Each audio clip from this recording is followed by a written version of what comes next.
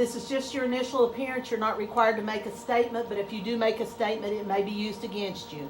You've been charged with 2 misdemeanors, DUI, controlled substance, second offense, and possession of a controlled substance. If you're found guilty of the first one, DUI, controlled substance, second offense, you can be confined 6 months to a year and fined $1,000 to $3,000. On the second one, possession of a controlled substance, you can be confined 90 days to 6 months and or fined up to $1,000.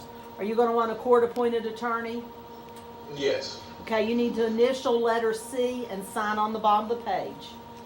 Okay.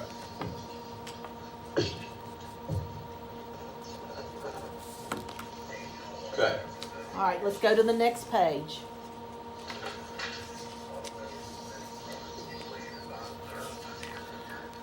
All right, number 4 does not apply to you.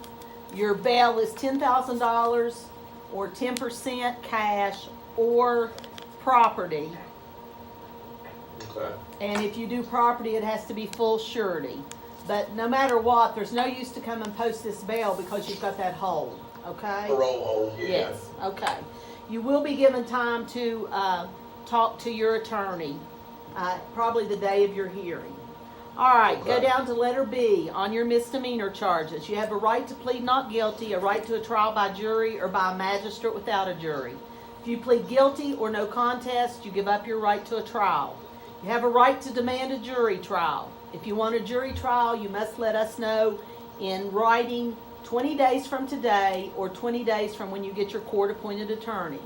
Once you ask for a jury trial, you cannot withdraw that demand without approval of the prosecuting attorney. If we don't hear from you in 20 days that you want a jury trial, then a magistrate will hear your case.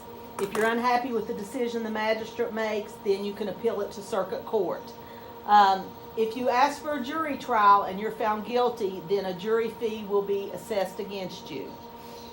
Number 3 does not apply to you, and number 4 does not apply to you. Sign on the bottom of the page. Okay. Next page, officer put a line through felony charges and just have him sign in the middle of the page. He doesn't have any felony charges. Okay.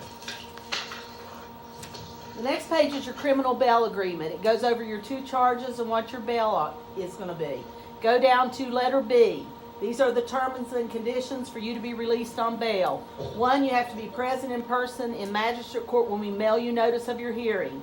Is 1360 Woodall Branch Road your mailing address? Yes, ma'am. 2, be present in person until all charges are disposed of.